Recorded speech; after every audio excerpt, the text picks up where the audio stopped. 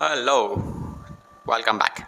तो बेटा काफ़ी टाइम बाद वीडियो आई है आपकी आज। तो आज जो टॉपिक हम स्टार्ट करने वाले हैं उस टॉपिक का नाम क्या है बेटा? उस टॉपिक का नाम क्या है? अभी कंटिन्यूइंग टॉपिक हमारा चल रहा है। लास्ट जो हमने कवर अप किया था, प्लेलिस्ट में अगर चेकआउट करोगे तो रिटायरमेंट हमने कवर किया था। रिटायरमेंट के 2 क्वेश्चंस हमने कवर अप किए थे, जहाँ पे आपको नॉर्मल क्वेश्चंस थे कि without any kind of adjustments वगैरह, उसमें ऐसा कुछ ऐसा गिवन नहीं था। आज हम जो करने वाले हैं वही काम दोबारा से करने वाले हैं, बट मैं सर्च कर रहा था तो मुझे एक अच्छा क्वेश्चन मिला, तो हम आज उस क्वेश्चन को डील करेंगे। तो आपके लिए कुछ ऐसी एडजस्टमेंट्स मिलने वाली हैं उस क्वेश्चन के अंदर जो आपको बहुत ज़्यादा हेल्प करेंगे, और चांसेस हैं कि एग्जाम में आपसे पूछी जाए। बिकॉज एक ऐसी एडजस्टमेंट जो मैक्सिमम क्वेश्चंस में टीएस ग्रेवाल के अंदर गिवन नहीं है ना? गिवन है भी तो 1-2 क्वेश्चंस के अंदर अवेलेबल है, तो इंपॉर्टेंट एडजस्टमेंट है इसके अंदर जो आपको देखने को मिलेगी। प्लस उसके साथ साथ आज हम कवर करने वाले हैं एडजस्टमेंट ऑफ कैपिटल। तो बच्चों, अगर आप इस चैनल में पहली बार आए हैं तो please like, share and subscribe जरूर करके जाइएगा। बिकॉज हम लोग जो इस वीडियोज़ के अंदर, इस चैनल के ऊपर हम लोग क्या कर रहे हैं, 12th क्लास का पूरा कोर्स थॉरोली रीड कर रहे हैं, और उसके विद प्रैक्टिकल क्वेश्चंस हम लोग कवर कर रहे हैं। आपको टाइम टू टाइम आपको पूरे सारे लेक्चर्स वगैरह मिलते रहेंगे। तो चलिए आज की वीडियो स्टार्ट करते हैं on a retirement of a partner.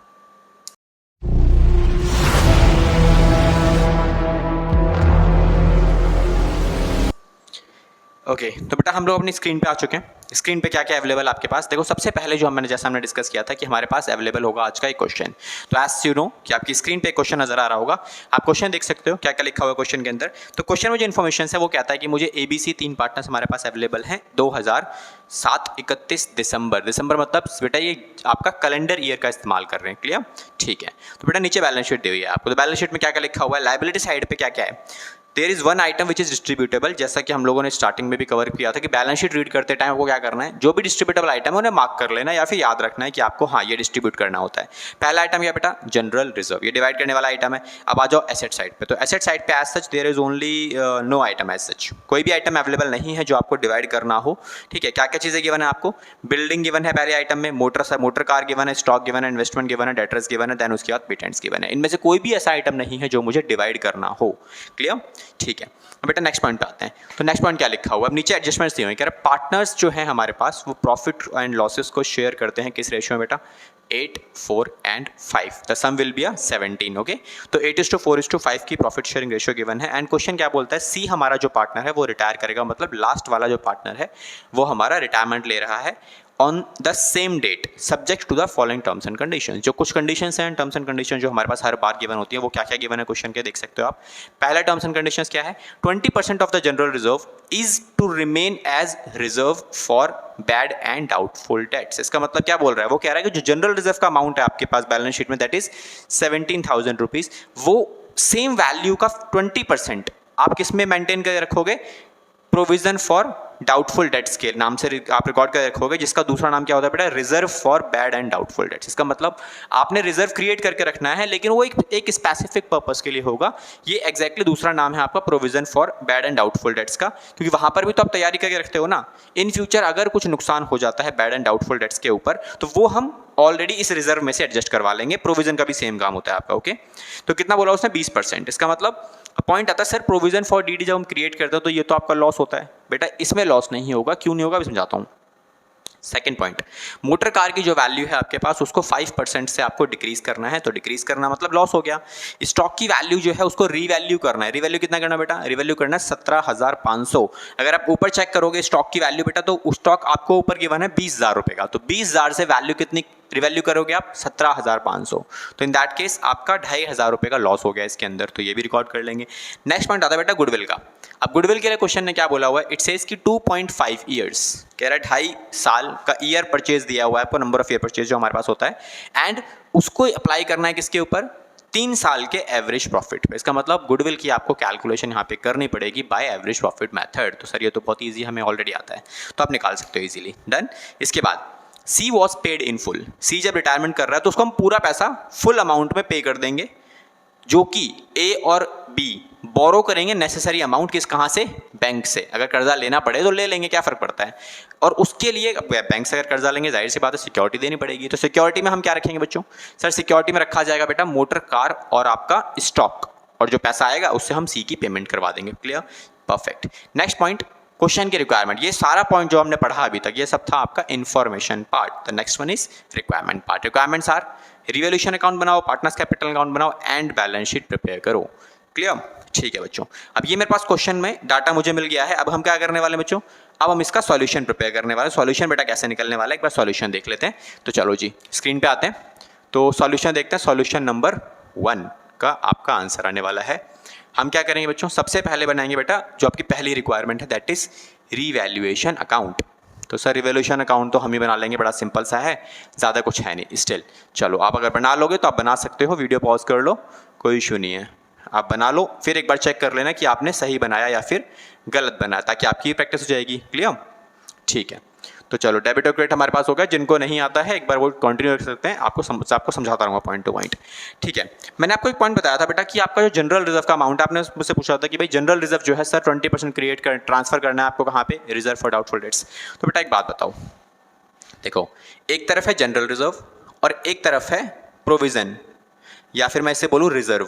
किसका reserve, for bad and doubtful dates. Question क्या बोल रहा है, क्वेश्चन कह रहा है आप इस अमाउंट में से कुछ पैसा निकाल के यहां ट्रांसफर कर दो।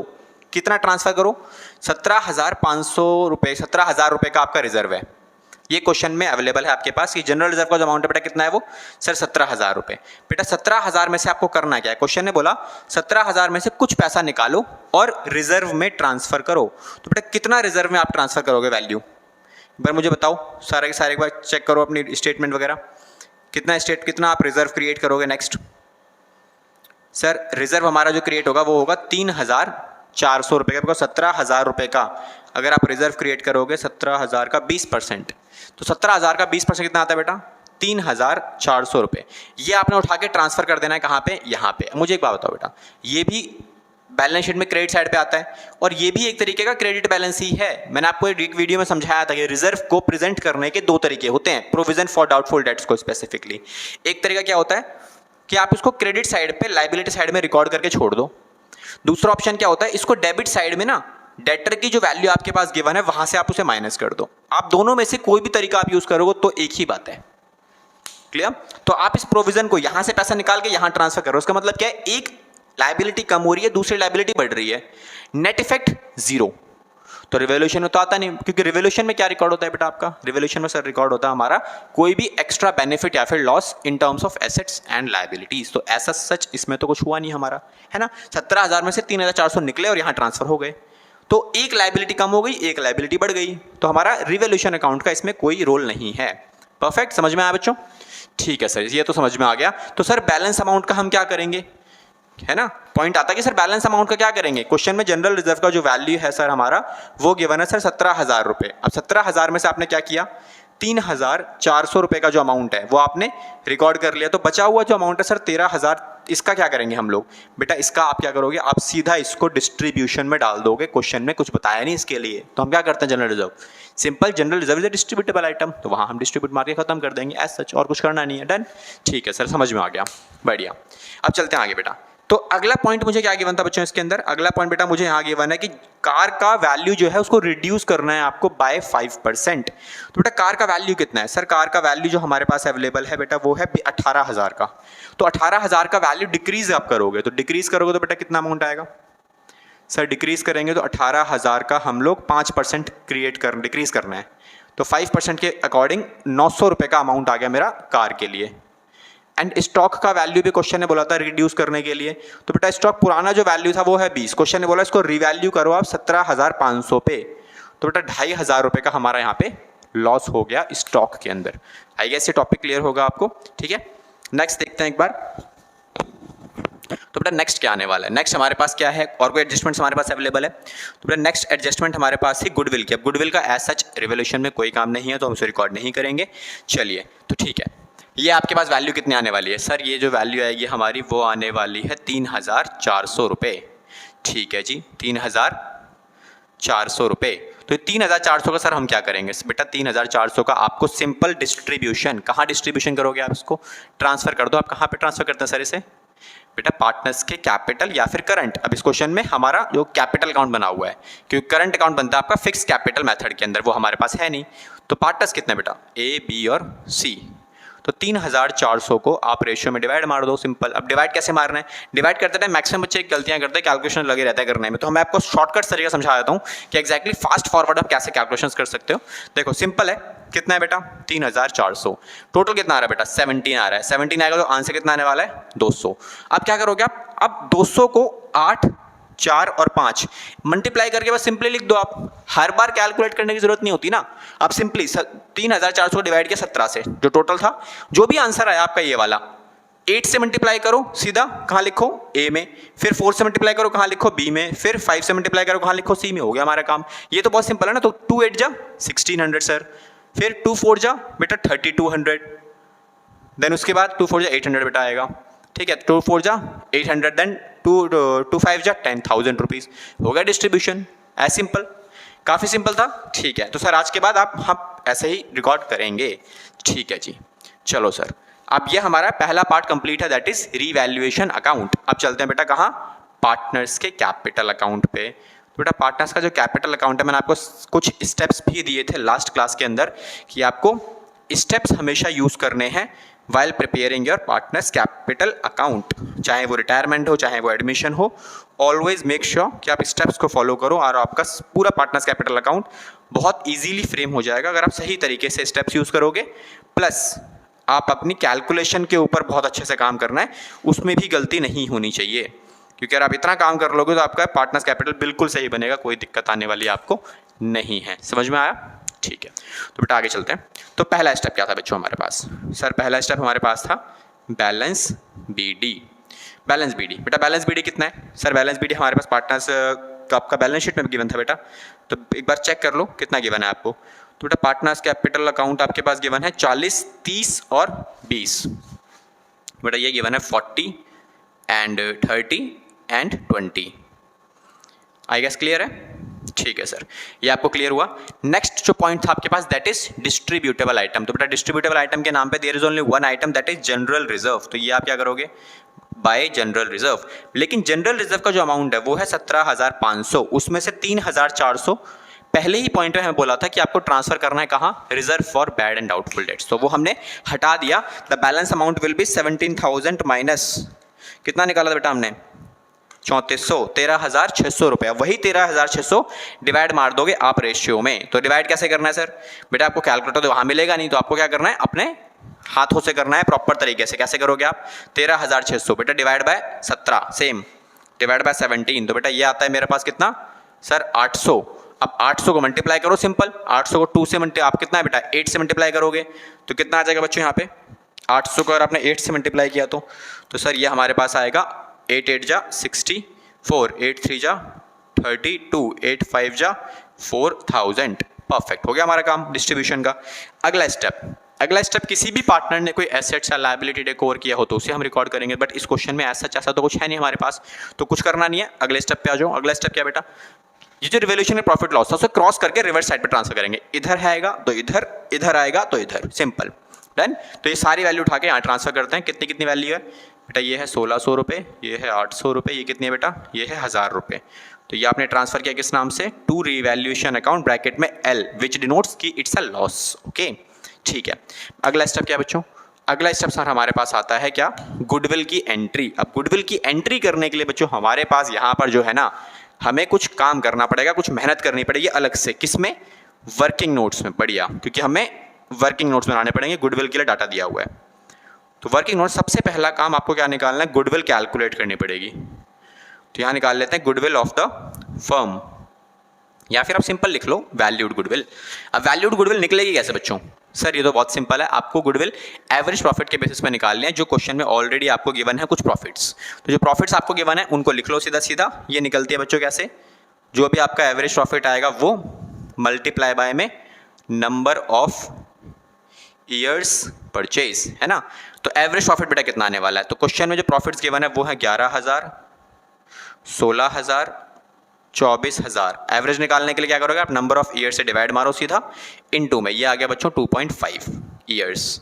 डन, ठीक है सर। इसे कैलकुलेट कैसे करेंगे, कैलकुलेट क्या करना है, सिंपल प्लस करो, डिवाइड बाय 3 कर देना। प्लस करोगे 51,000 आ रहा है, डिवाइड बाय में 3 इंटू में 2.5। तो बेटा ये मेरे पास वैल्यू कितनी आने वाली है बेटा, ये वैल्यू आ रही है 425 42,500 रुपीज़ का मेरा अमाउंट आया बेटा किसका, गुडविल ऑफ द फर्म का। ठीक है सर, अब आ जाओ सेकंड पॉइंट पर। सेकंड पॉइंट पर आप क्या निकालोगे, अब जो सी रिटायर कर रहा है उसका शेयर ऑफ गुडविल कितना होगा बेटा, तो ये आएगा मेरा शेयर ऑफ गुडविल सी के लिए। अब सी के लिए शेयर ऑफ गुडविल कितना आने वाला बच्चों, 42,500 इंटू में उसका शेयर है बच्चों 5/17 है ना, तो 5/17 उसका शेयर हमारी रेशो के हिसाब से, तो आप इसको डिवाइड कर लो 17 इंटू में 5, तो बच्चों ये निकल के आने वाला है 12,500 रुपये। ठीक है, तो ठीक है सर 12,500 रुपये का अब आगे क्या करना है आपको बेटा, 12,500 रुपये का अगला जो पॉइंट आता है वो आता है इस पार्ट को कौन पे करेगा।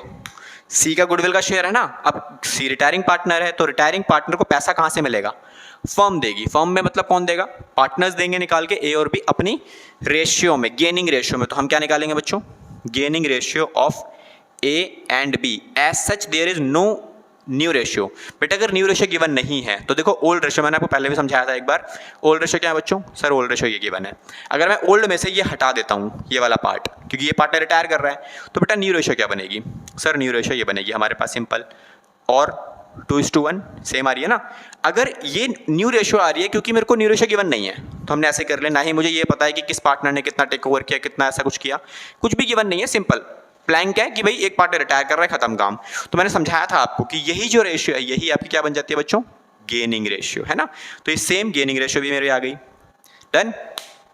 इतना करने के बाद आपको करना क्या है, आपको बस ये करना है कि जो ये अमाउंट है ये वाला, ये अमाउंट इस रेशियो में डिवाइड मार के यहाँ ट्रांसफर कर दो। अब पॉइंट आता है सर डिवाइड मतलब प्रॉफिट शेयरिंग रेशियो में डिवाइड मारो, इसमें जो भी आपकी गेनिंग रेशियो आई थी, तो इस अमाउंट को जब इस रेशियो में डिवाइड मारोगे तो ये पैसा कौन, देखो सी को पैसा मिल रहा है, सी इज अ रिटायरिंग पार्टनर, मतलब जब वो जाएगा तो अपना पैसा गुडविल का लेके जाएगा तो सर किस तरफ आएगा, लेके जाएगा तो बेटा वो वैल्यू इस तरफ आएगी क्योंकि उसकी कैपिटल बढ़ेगी इस पैसे से। तो बच्चों कितना अमाउंट आने वाला है, 12,500 को आप डिवाइड मारोगे 2:1 की रेशियो में, तो डिवाइड करते हैं इसे 3 से, तो बच्चों ये आने वाला है मेरा किसका, ए और बी से मिलेगा उसे पैसा, तो ये तो आप यहाँ ट्रांसफर करोगे आप कितना, इसको कुछ नहीं मिलने वाला इन दोनों को, इसके अकाउंट वैल्यू आने वाली है, तो ये आने वाली है मेरी कितनी 4167 इंटू में 2 के जैसे आप करोगे ये आ जाएगा 833 और 3। ठीक है जी, ये हो गया मेरा गुडविल वाला पार्ट। और ये आपने क्या किया, ये ए और बी ने अपनी कैपिटल रेशियो में, इस कैपिटल अकाउंट में से वैल्यू ट्रांसफर कर दी सी के अकाउंट में।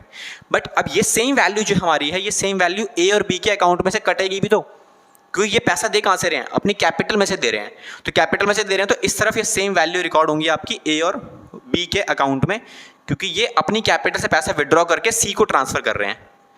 तो यहाँ क्या लिखोगे आप, seize capital account, that's it. तो बच्चों ये हमारे पास क्या है, ये हमारा अगला स्टेप कंप्लीट है। What about the next step, बेटा नेक्स्ट स्टेप होता है कि जो पार्टनर रिटायर कर रहा है ना उसका अकाउंट बैलेंस करना। तो उस सिंगल पार्टनर का बैलेंस करते हैं। तो बेटा नेक्स्ट पार्टनर कौन है, रिटायरिंग पार्टनर है हमारा सर सी। तो सी इज अ रिटायरिंग पार्टनर, तो हम क्या करने वाले हैं, सी के बैलेंस अकाउंट को बैलेंस करने वाले हैं। तो सर सी का बैलेंसिंग फिगर निकाल लो एक बार बेटा, सी का बैलेंसिंग फिगर, ये सारी वैल्यू प्लस करो, कितने आने वाली है बेटा, ये आएगी मेरे पास 24,000 प्लस 12,500 रुपये गुडविल का शेयर। तो ये वैल्यू बेटा आपके पास आएगी कितनी, 36,500 रुपीज़। तो ये भी बच्चों कितने आनी चाहिए, 36,500 रुपीज़। 1,000 रुपये जैसे आप माइनस करोगे तो ये वैल्यू आती है आपके पास 35,500। डन। ठीक है बेटा नेक्स्ट पार्ट, अगला पार्ट आपके पास क्या निकल के आने वाला है, अब क्या करोगे आप, तो नेक्स्ट जो पॉइंट आपके पास वैल्यूज आएंगी वो कितना आएगा। अब इसकी पेमेंट, क्वेश्चन ने क्या बोला कि सर इसका जो अमाउंट है ये हमने पे कर दिया तो किससे आप पे करोगे, बैंक अकाउंट से पे किया आपने। तो ये सी का सेटलमेंट हो चुका है, सी का सेटलमेंट हो गया, इसका मतलब अगला जो स्टेप आता है वो आता है balance C D for the remaining partners. तो अब अगला स्टेप क्या है, बैलेंस सी डी निकाले रिमेनिंग पार्टनर्स को। तो बच्चों रिमेनिंग पार्टनर्स मतलब ये दोनों पार्टनर्स, कितना आने वाला है देखो एक बार, ये दोनों वैल्यूज को प्लस करोगे तो वैल्यू कितनी आती है सर 33,200, और ये वैल्यू कितनी आती है 46,400, और ये भी 46,400, 33,200। डन। अब इसमें से ये दोनों वैल्यू उठाओ और माइनस कर दो, निकाल लो वैल्यूज अपनी, 33,200 माइनस ये करेंगे 800 माइनस में 4167, तो बच्चों ये आने वाली है मेरी 28,233। देन उसके बाद 46,400 माइनस 1,600 माइनस 833, तो बच्चों ये आने वाली है 36,467। Done, perfect. तो हमारा partners capital account I hope complete है, जो आपको प्रॉब्लम क्रिएट करता है मैक्सिमम टाइम। आपने क्या करना है, simple follow your steps and make a calculation very clear. Okay, इतना करोगे आपका पार्टनर्स कैपिटल अकाउंट कभी गलत नहीं होने वाला, I assure you. Next part जो हमारे पास आता है बेटा वो आती है balance sheet. Sir balance sheet बनाना कोई बड़ी बात नहीं है, बहुत सिंपल चीज़ है बैलेंस शीट, ठीक है। तो सर बैलेंस शीट भी सिखा दो एक बार। चलो बैलेंस शीट भी एक बार देख लेते हैं कि जैसे आप बैलेंस शीट पहले बनाते थे एडमिशन में, सेम वैसे ही आपको बैलेंस शीट प्रिपेयर करनी है यहाँ पर भी। तो बच्चों बैलेंस शीट एक बार देख लो कैसे बनाने हैं। तो बैलेंस शीट में जहाँ जहाँ चेंजेस किए वो चेंज कर दो, बाकी सेम वैल्यूज़ पे रिकॉर्ड कर दो, हो गया हमारा काम बैलेंस शीट का। तो बच्चों बैलेंस शीट में क्या क्या बने देखते हैं। जब भी आप बैलेंस शीट बनाओ तो क्या करना होता है, सबसे पहले पुरानी वैल्यूज़ को एक बार चेकआउट करो, पुरानी वैल्यूज़ में क्या क्या था हमारे pass on your liability side. अगर आप देखोगे कि बैलेंस शीट में क्या क्या चीज़ें हैं, एक बार चेक करो। बैलेंस शीट आपको साइड में नजर आ रही है, दोबारा से मैंने क्वेश्चन लगा दिया आपके लिए ताकि आप देख सको। देखो लायबिलिटी साइड पे क्या क्या आइटम है, सबसे पहले देखते हैं। तो लायबिलिटी साइड पे वैल्यू जो आपके पास है, सर ए का कैपिटल अकाउंट है तो एज कैपिटल गिवन है मुझे, बी का कैपिटल गिवन है तो बीस कैपिटल भी लिख लेते हैं। बेटा कौन सी वैल्यू आने वाली है, सर वैल्यू आने वाली है बैलेंस सीडी में जो आया था, कितना आया था बच्चों बैलेंस सीडी में, ये वाली वैल्यूज, ये आप देख सकते हो कितना है बेटा 36, पहले का कितना है 36 467, दूसरा कितना है बच्चों 2822233। तो ये मेरे पास वैल्यू आ गई इसकी बैलेंस शीट के अंदर। अब बैलेंस शीट की जो वैल्यू है अब इसको प्लस करके भी एक बार चेक कर लो कि प्लस करके वैल्यूज कितनी बनने वाली है मेरे पास। तो बेटा जब आप इसे बैलेंस करोगे तो बैलेंसिंग फिगर जो आपके पास आएगी वो निकल के आने वाली है तुम्हारे पास कितनी, ये आने वाली है 264,700 रुपीज़, या प्लस कर लें कैलकुलेटर से। अच्छा अब इसके बाद अगला जो मेरे पास बैलेंस शीट गिवन था बेटा, बैलेंस शीट अगली पार्ट में बैलेंस शीट कितनी है मेरे पास, सर अगले में जो बैलेंस शीट हमारे पास गिवन है उसके बाद नेक्स्ट स्टेप क्या बेटा जनरल रिजर्व। अब जनरल रिजर्व तो बेटा क्या किया था हमने, सर डिस्ट्रीब्यूट मार लिया था, खत्म काम। लेकिन 20% जो पार्ट था वो मैंने प्रोविजन क्रिएट किया था या फिर रिजर्व फॉर डाउटफुल डेट्स हमने क्रिएट किया था, वो मेंटेन रखना पड़ेगा, ध्यान रखना है उसका। उसके बाद बेटा क्या गिवन है, उसके बाद सर हमारे पास गिवन है क्रेडिटर्स। तो बेटा क्रेडिटर्स की जो वैल्यू है उसकी वैल्यू सेम, क्योंकि उसमें कोई चेंजेस हमने किया नहीं है तो ये वैल्यू सेम आ जाएगा तुम्हारे पास 1,23,000 रुपये का एज इट इज़ डन। उसके बाद आ जाओ बिल्डिंग इस तरफ। तो बेटा बिल्डिंग में वैल्यू क्या है, सर बिल्डिंग में भी कोई चेंजेस नहीं किए थे हमने, परफेक्ट, बिल्डिंग में कोई चेंजेस नहीं किए थे, मतलब बिल्डिंग भी सेम वैल्यू पर रिकॉर्ड होगा आपका 20,000 रुपये। देन उसके बाद मोटर कार, बेटा मोटर कार पे क्वेश्चन ने कहा था आपको कि कुछ आपको वैल्यू डिक्रीज करनी है बाय 5%। तो कितना वैल्यू है सर 18,000 का 5%, हमने 900 रुपये कम किया तो 17,100 रुपये का वैल्यू आ गया। बेटा स्टॉक का वैल्यू क्वेश्चन ने डायरेक्टली वैल्यू दिया था इसका, तो 17,500 रुपये पे रिकॉर्ड करना है तो हम सेम वैल्यू पे रिकॉर्ड कर लेंगे। इन्वेस्टमेंट की वैल्यू में कोई चेंजेस नहीं है तो ये एज इट इज़ सेम पे रिकॉर्ड हम कर देंगे इन्वेस्टमेंट की वैल्यू। देन उसके बाद ये आ गया आपके पास 1,20,000 रुपये का वैल्यू। देन उसके बाद बेटा डेटर्स की वैल्यू गिवन है। अब डेटर्स में क्वेश्चन ने प्रोविजन क्रिएट करवाया था मुझसे कि हम सर प्रोविजन क्रिएट कर लो आप। तो जब आप प्रोविजन क्रिएट करोगे या फिर रिजर्व फॉर डीडी बोला था उसने मुझे, बैड एंड डाउटफुल डेट्स, तो आप सेम लिख लो बैड एंड डाउटफुल डेट्स 3,400 रुपये का जो रिजर्व से ट्रांसफर होके आया है। तो बेटा ये आने वाला है 36,600 रुपये की value balancing figure. And patents, बेटा पेटेंट्स में as such there are no changes available, तो सेम वैल्यू पर रिकॉर्ड होगा बेटा पेटेंट्स भी आपका कितना 22,000 रुपये डन, ठीक है।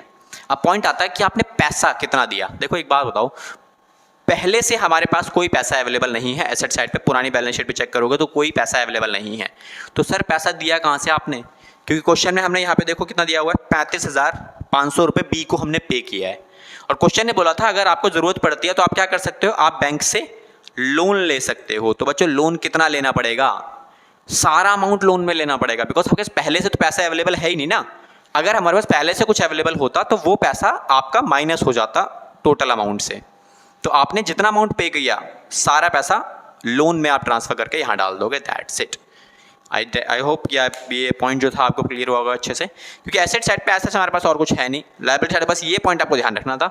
इतना सब करने के बाद एक स्टेप और जरूर चेक कर लेना अपना ये वाला, क्या इसमें रिकॉर्डेड सारी आइटम्स को आपने एडजस्ट किया, जैसे हो गया मोटर कार, स्टॉक को एडजस्टमेंट हो चुका है, ये हमने यहाँ ट्रांसफर कर ही दिया था, दैट्स इट। हर आइटम का डबल इफेक्ट जरूरी है। अब क्या करना है बच्चों, last sir make a balance. जैसे आप इसे टोटल करोगे आपका जो अमाउंट है वो मैच कर जाएगा। तो चेक करते हैं मैच करता है या नहीं कर रहा। तो बेटा ये आ रहा है 67400 और ये आ रही है वैल्यू इतनी, ये आ रही है 35,500।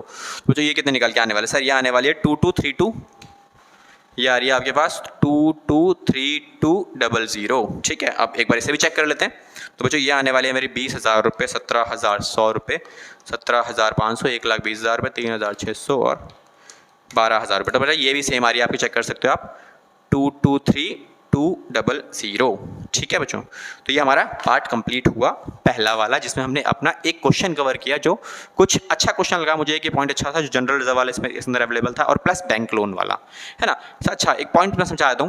देखो, अगर मान लो पुरानी बैलेंस शीट में कुछ bank loan bank balance available होता मेरे पास, लेट्स से क्वेश्चन के अंदर पुरानी बैलेंस शीट में 10,000 रुपये, 5,000 रुपये, कोई भी अमाउंट अगर अवेलेबल है, तो आपको लोन कितना लेना पड़ता। यहाँ पे जो लोन अमाउंट था, अगर 10,000 रुपये, लेट्स सपोज कि 10,000 अवेलेबल होता, तो आप क्या करते, 10,000 को वहाँ पे रिकॉर्ड नहीं करते, क्योंकि 10,000 है आपके पास, तो 10 तो आपने कहाँ से दिया, अपने घर से दिया, बचा कितना, 25,500। तो बैंक लोन में कितना अमाउंट आता है फिर मेरे पास यहाँ पे, 25,500, अगर ऐसा होता तो, बट इस क्वेश्चन में था नहीं, तो मुझे सारा का सारा पेड अमाउंट जो भी मैंने सी को किया, सारा पैसा बैंक से लोन लेना पड़ेगा। ये हमने लोन ले लिया। Sir what about the mortgage, जो सिक्योरिटी हमने पे किया, मोटर कार वगैरह, बेटा केवल सिक्योरिटी दी है ना, एसेट्स थोड़ी उनके पास दे दिया हमने, तो उसका अकाउंटिंग के ऊपर कोई फर्क नहीं पड़ने वाला। बस आप, हाँ, ये वैल्यू जो आपके पास है एसेट्स में ऐसी रखी रहेंगी, दैट्स इट। ठीक है, इतना ही काम करना और कुछ नहीं करना। डन। आई होप ये क्वेश्चन आपको समझ में आया होगा, तो आप इसे नोट डाउन कर सकते हो। फिर हम चलने वाले हैं कहाँ पे बेटा, आज हम स्टार्ट करेंगे एडजस्टमेंट ऑफ कैपिटल। एग्जैक्टली अगर रिटायरमेंट में आता है तो वो कैसे आता है और क्या करने वाले हैं हम लोग, कैसे करते हैं एडजस्टमेंट वगैरह। तो एडजस्टमेंट ऑफ कैपिटल बड़ा सिंपल सा पार्ट है, 3 सेगमेंट्स में पूरे एडजस्टमेंट्स आपके पास कवर है, और लिटरली एडमिशन की एडजस्टमेंट से काफ़ी सिंपल है आपका रिटायरमेंट का एडजस्टमेंट, तो वो हम कवर करेंगे। पहले आप इसको नोट डाउन कर सकते हो। ओके, तो आई होप लास्ट क्वेश्चन आपको समझ में आया होगा। अभी जो टॉपिक हम करने वाले हैं वो रिटायरमेंट को थोड़ा सा आगे लेकर चलते हैं और इंपॉर्टेंट टॉपिक को कवर करते हैं, बिकॉज यहीं से आपका क्वेश्चन बनने वाला है। एज सच मैक्सिमम चांसेस होते हैं कि रिटायरमेंट और एडमिशन में से जो क्वेश्चन एग्जाम में बनता है वो हमेशा एडजस्टमेंट ऑफ कैपिटल वाला ही बनता है।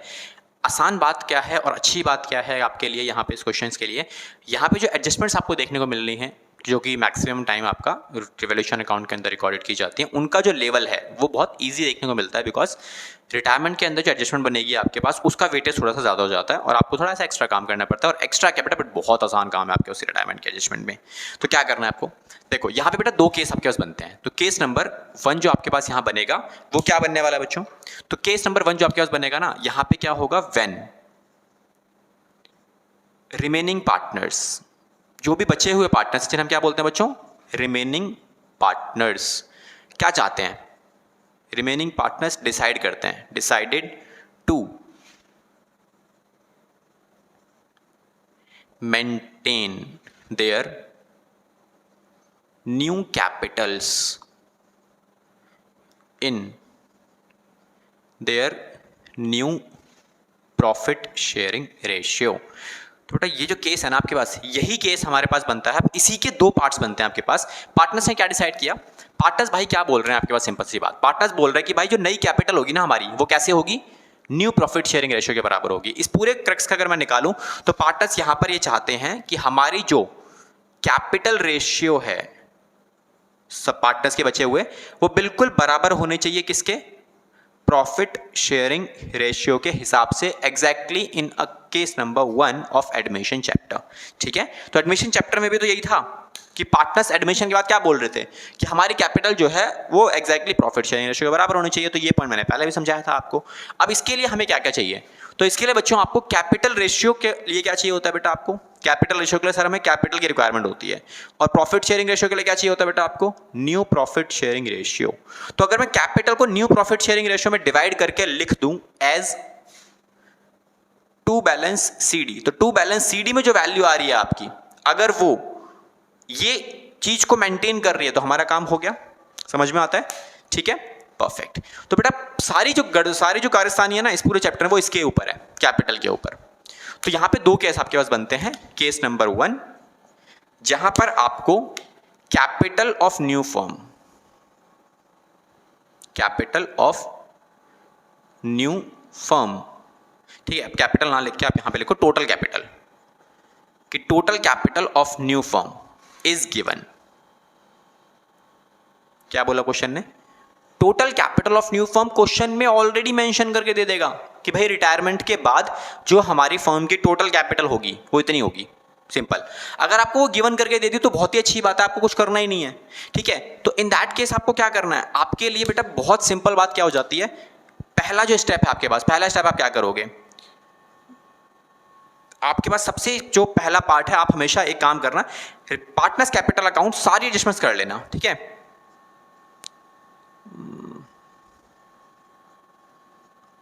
कंप्लीट, इसको कंप्लीट ना लिख के आप एक काम करो बेटा, आप यहाँ लिखो record all the adjustments in partners capital account, ठीक है, बट डोंट फाइंड आउट, या फिर कैलकुलेट लिख लेना, ऐसे कोई दिक्कत नहीं है, ठीक है, but don't calculate to balance CD, मतलब बैलेंस सीडी कैलकुलेट मत करना, जो हम लास्ट में बैलेंसिंग वाला पार्ट करते हैं ना, उसे कैलकुलेट करने की जरूरत नहीं है। उसके अलावा जितनी एडजस्टमेंट्स हम लोग करते हैं, कौन कौन सी, बैलेंस बीडी करते हैं हम लोग, डिस्ट्रीब्यूटेबल आइटम करते हैं, एसेट्स लायबिलिटी टेक ओवर वाली एडजस्टमेंट्स करते हैं, रिवोल्यूशन करते हैं, गुडविल की एंट्री करते हैं, बस। और जो रिटायरिंग पार्टनर है उसका सेटलमेंट करवा देना, क्योंकि उससे कोई मतलब है नहीं हमको।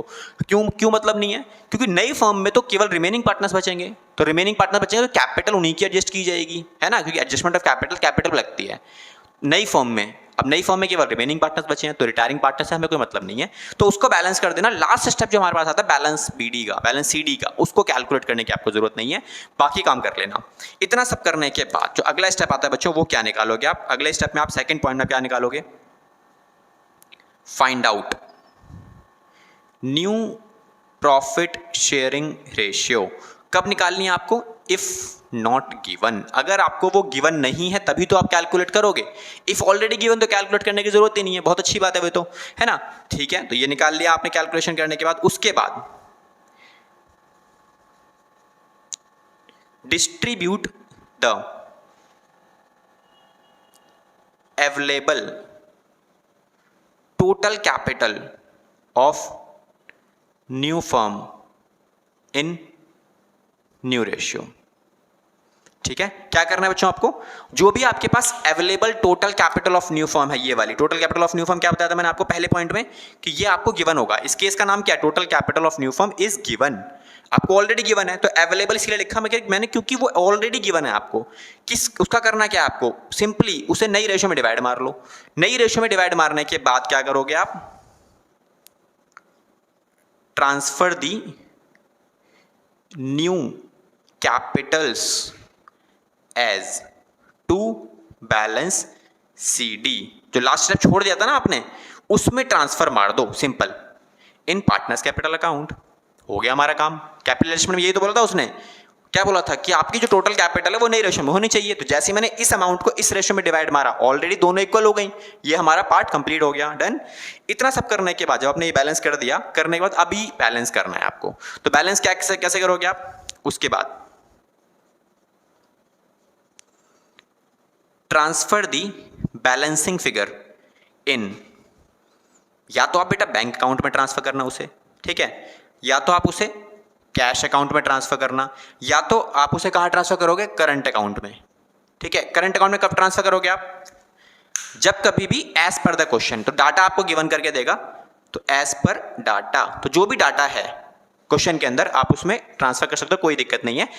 ये वाला जो पार्ट है आपका बैंक अकाउंट, अगर क्वेश्चन में कुछ भी गिवन नहीं है कि भैया बैंक में डालना है या करंट में डालना, देखो करंट में डालना है तो पक्का मेंशन करके आपको देगा कि करंट में डाल दो। नहीं गिवन करके देगा, सिंपल बोला कि आप ये एडजस्टमेंट वगैरह कर दो, खत्म काम। अगर वो नहीं बोलेगा तो आप एजम्पशन बेसिस पे इसको रिकॉर्ड करोगे, ठीक है। तो बैलेंस कहां डालोगे आप? सीधा बैंक या फिर कैश अकाउंट में, दैट्स इट। इतना काम करने के बाद आपको बैलेंस कर देना है, पार्टनर्स कैपिटल सिंपल खत्म हो जाएगा आपका। उसके बाद आप क्या बनाओगे? Balance sheet. बैलेंस शीट कैसे बनाओगे? सिंपल बैलेंस शीट जैसे नॉर्मल बनाई जाती है, वैसे ही जैसे अभी हमने क्रिएट की थी, डन। तो आई होप ये टॉपिक आपको समझ में आया होगा। इसका क्वेश्चन जो है वो है नेक्स्ट क्लास से स्टार्ट करेंगे, और नेक्स्ट क्लास में इसका एक पार्ट और है जहां पर आपको total capital of new firm is not given वाला पार्ट है, तो वो भी हम लोग कवर अप करने वाले हैं, विद क्वेश्चंस कवर करेंगे नेक्स्ट क्लास के अंदर, आई होप, ठीक है। तो नेक्स्ट क्लास में जब आप आओगे, जब मैं नेक्स्ट क्लास का लेक्चर डालूंगा, तो उससे पहले आप ये वाला पार्ट ज़रूर से ज़रूर मेंटेन कर लेना, ताकि जब नेक्स्ट क्लास में हम इन स्टेप्स को यूज़ करें तो आपको समझ में आए चीज़ें, ओके। तो मिलेंगे अपने नेक्स्ट क्लास में, तब तक के लिए thank you and all the best.